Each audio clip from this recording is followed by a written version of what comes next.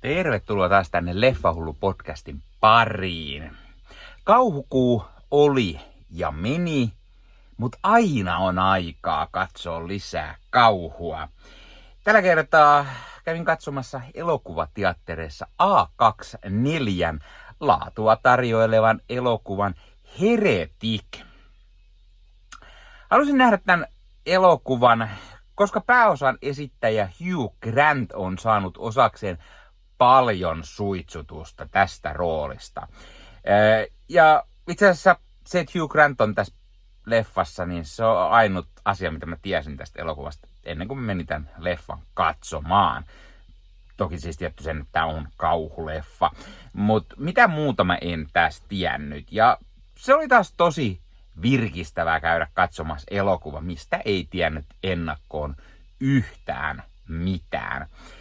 Ei asetelmia, ei millaista kauhua on luvassa tai yhtään mitään. Tämä elokuva kertoo kahdesta tällaisesta nuoresta uskovaisesta tytöstä, sisar Barnes ja sisar Buxton. He on tällaisia lähetyssaarnaajia, jotka kiertää ympäri kaupunkia kertomassa uskonnosta ja koittaen sitten käännyttää siihen heidän uskontoonsa. Sitten kun nämä kaksi lähetyssaarnaajaa tyttöä menevät tällaisen herra Reedin luo, joka tuntuu olevan kiinnostunut heidän uskonnostaan, alkaa tämä Reed yhtäkkiä kyselemään asioita näiltä tytöiltä, niin heidän tyttöjen vähän menneisyydestä kuin näiden tyttöjen omasta uskonnosta ja kaikkien maailmojen uskonnoista ja muutenkin tyttöjen niin kuin uskomuksista ja kaiken näköistä.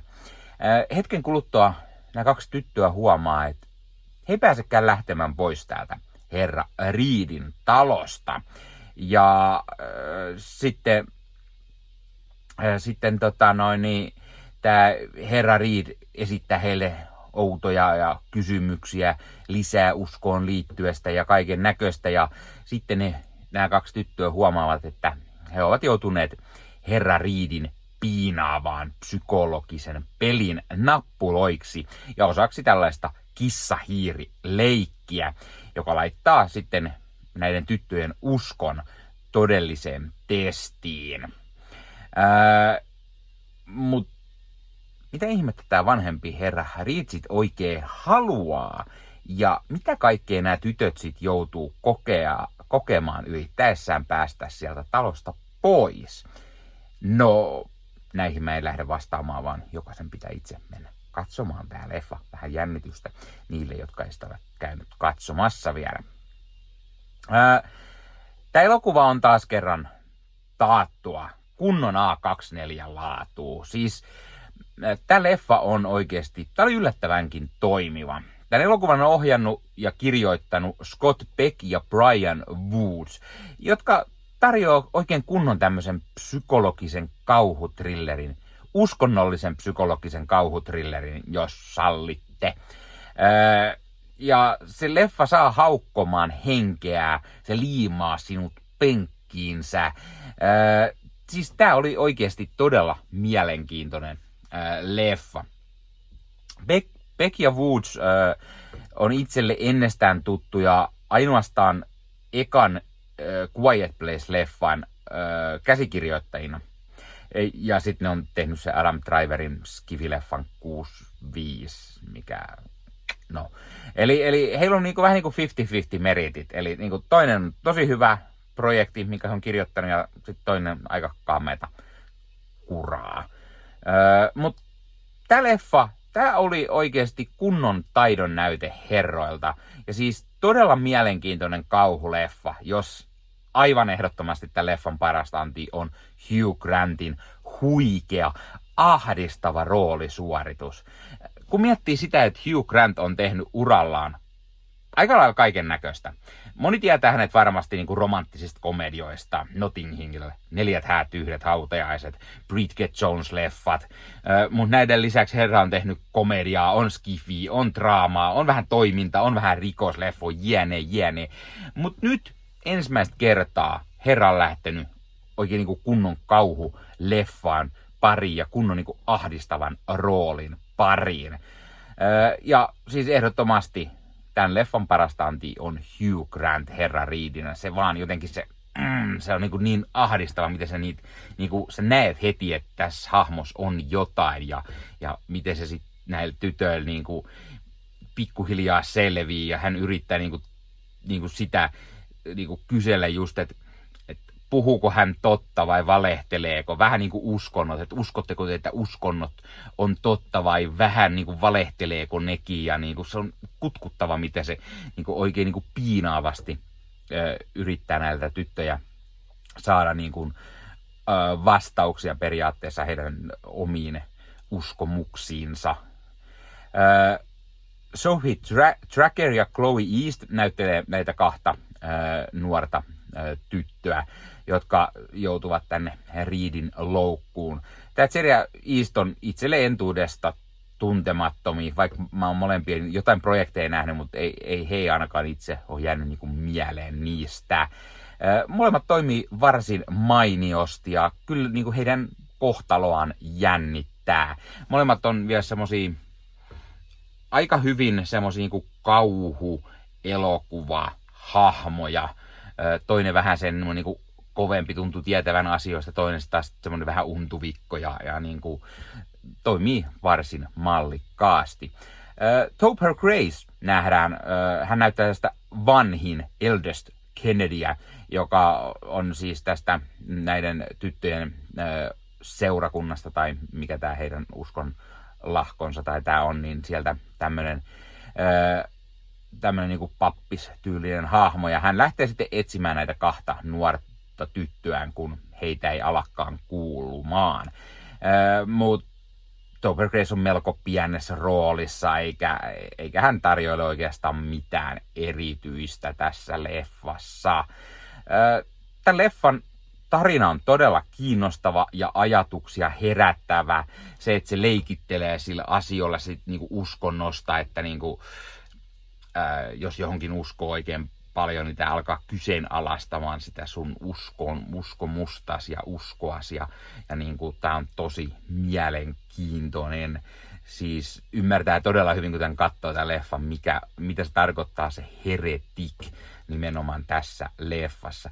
Tämä leffan lavastus on toimivaa, tämmöistä taattua kauhuleffa-kategoriaa, on vähän pelottavaa, ahdistavaa kauhutaloa, joka on niinku todella creepy ja sitten niinku samalla vähän semmoista, mitä ei ole aina nähty, niin elokuvissa siellä talossa on kaikennäköisesti labyrinttimaisia aspekteja ja muuta. Ja se talo on kuin yksi hahmo tässä leffassa.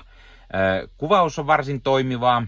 Kamera kiertää usein näitä hahmoja ympäri, vaihtelee niiden kesken ja sitten se piilottelee sellaisia tiettyjä elementtejä, kiertää niin kuin pois, että jos joku onkin ilmestynyt näiden hahmojen taakse tai jotain, ja niin kuin kunnon kauhuleffassa on tapana. Mä pidin tästä tosi paljon. Ei tässä sinänsä ole välttämättä mitään niin kuin uutta, jos miettii niin kuin tämän genren leffoja. Korkeinta se, että tulee se uskonnollinen aspekti, se harhaoppisuus, keretiläisyys, mikä saa katsojan itse epäilemään niin kuin asioita uskoo.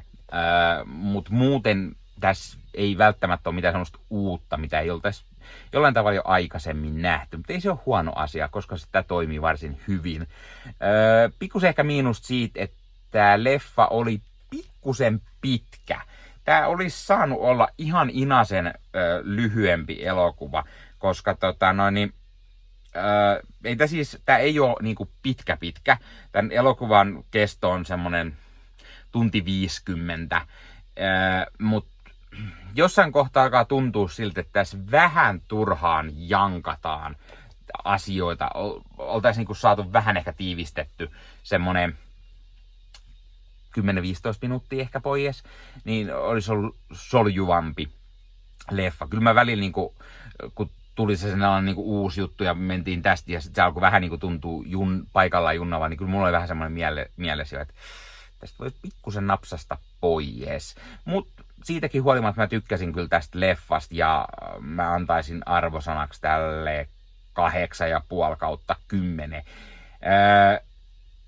Suosittelen ehdottomasti. Käykää katsoa sitä leffassa. Jos olette Hugh Grant-faneja, olette nähnyt niitä hänen romanttisia komedioita tai muita komediarooleja tai näin, niin menkää katsoa tää. Tässä on hyvin erilaista Hugh Grantia, mitä te olette ikinä nähnyt. Ja tää on niinku oikeasti semmonen, että jos te tykkäätte myös kauhuleffoista, niin kannattaa käydä. Tää on taas semmoista parempaa kauhua. Mä oon viime aikoina katsellut näitä kauhuleffoja tuossa viime kuussa. Ja sieltä tuli vastaan useampikin semmoinen viime vuosien kauhu jatko-osa esimerkiksi, mikä on aika kaameeta kuraakin jopa. Niin tää oli oikeasti tosi positiivinen yllätys ja mä suosittelen ehdottomasti. Käykää katsomassa. Ja laittakaa he kommentteja. Aioks te mennä katsoa tän? Tai oletteko jo nähnyt tän leffan? Jos ootte, mitä mieltä? Pidittekö ette? Miksi ette? Mitä mieltä olette näyttelijänä Hugh Grantista? Tai mikä on teidän lempi elokuva Hugh Grantilta tai lempi roolisuoritus häneltä, jos se on eri kuin lempi elokuva? Laittakaa kommentteja. Ja hei, jos katsot YouTuben puolelta, niin pistä peukkuun, jos pistä kanavatilauksen muistoskellosta päälle. Näitä aina, koska tulee uusia videoita ja sen lisäksi ottaa kanava kasvamaan. Eli kiitos kaikille, jotka olette kanavan tilanneet. YouTuben puolella siellä on jäsenyydet, superominaisuudet päälle. Sieltä voi jäsenet tulla kanavan jäseniksi ja sieltä saa erikoismainintaa esimerkiksi tohon nimen, kun on kanavan jäsen ja sit saa erinäköisiä hyviä asioita. Näkee ennakkoonkin. Esimerkiksi tämänkin on nähnyt varmasti jo aikaisemmin, jos on kanavan jäsen, tämän videon sieltä ja muita videoita tulee. Esimerkiksi täällä on paljon täällä leffahuoneessa kaiken näköistä, mistä on tulossa lähiaikoina varmasti video, niin niitäkin näkee sitten ennakkoon, kun on kanavan jäsen. Joskus tulee jopa pelkästään jäsenille tarkoitettuja videoita. Ja sen lisäksi on kaikki korostettuja vastauksia ja tila ja tämmöisiä merkkejä ja muuta kaikki. Kyllä te tiedätte YouTube-juttut. 0,99 € kuussa tai 2,99 € kuussa, niillä saa erinäköisiä asioita, kun tilailee tai on kanavan jäsen. Ja niitä supertykkäyksiä, superkommentteja, kaikkea voi laittaa, niin siitä tulee muutamat kymmenet sentit sitten tähänkin suuntaan. Eli kiitos kaikille, jotka olette niitä laittaneet. Ottakaa Leffahullu somekanavat haltuun, Instagrami, TikTokki, Facebook-sivusto, jäne. Meikäläinen tekee Marvel Podcast Suomea, Star Wars Podcastia ja sitten sen lisäksi meikäläinen kuuluu Leffamediaan, jos on yli 30 sisääntuottajia, jotka rakastavat leffoja ja sarjojen katsomista, niiden arvostelemista ja kaikkeen leffoja ja sarjoihin liittyvää. Sieltä löytyy leffa- ja sarja-aiheiset uutiset, huhut, trailerit, sieltä löytyy haastatteluja, kaikennäköistä leffoja ja sarja-aiheista. Ja jos taas haluat ostaa fyysisiä leffoja, niin suomikassu.fi verkkokaupasta voi käydä ostamassa itselleen 4K DVDtä, Blu-raytä. Siellä kun käyttää koodia Leffahullu saa 5 € alennusta, kun ostaa yli 60 €. Mikä se mukavampaa? Pikkualennus, ostaa leffat ja sarjaiset fyysinä hyllyyn, koska koskaan ei voi tietää, koska kun suoratoistopalvelu lähtee muokkaamaan leffoja, poistamaan niitä valikoimastaan. Usein kuvan ja äänenlaatu kärsii, koska suoratoistopalvelun pittivirta ei riitä. Kun leffa on fyysinä hyllyssä, siinä on paras mahdollinen kuvan ja äänenlaatu ja silloin niin kuin tietää, että varmasti saa laatu. Sen lisäksi fyysinen leffoissa on esimerkiksi bonusmateriaaleja elokuvan tekemisestä. Ostat jonkun erikoisjulkaisun, tyylikäs steelbook vaikka tai premium-julkaisu, niin tulee kaikennäköistä lisähärpäkettä myös mukana, magneetteja, julisteita, kirjasta, vihkosta sen leffan tekemisestä, kaikennäköistä muuta mukavaa. Sen takia fyysinen formaatti on aina jees. No niin, tämä oli Leffahullu podcast tällä kertaa. Ei muuta, ensi kertaa. Se on moro.